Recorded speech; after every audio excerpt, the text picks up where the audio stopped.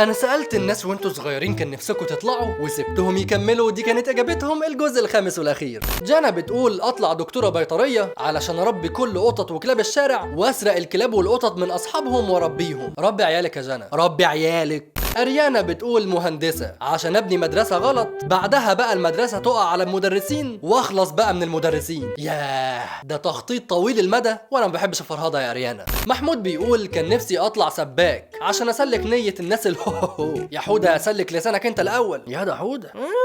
نورة بتقول كان نفسي اطلع رائدة فضاء عشان اشوف كواكب سبيس تون وبالذات زمردة. وانا كمان يا نورة كان نفسي اشوف كوكب الفتيات. يعني ايه مفيش حاجة اسمها كوكب الفتيات؟ درديري بيقول كان نفسي اطلع رائد فضاء عشان كان عندي فضول رهيب، هل احنا بس اللي عايشين في الكون ده كله؟ وتغلب نفسك ليه يا درديري لما ممكن تسأل الذكاء الاصطناعي؟ ما انا سألته هل في فضائيين على الكوكب ورد عليا رد صادم. هسيبك تعرفه بنفسك من الابلكيشن اللي في اول كومنت. رسائل ملهاش لازمة تستحق اللايك.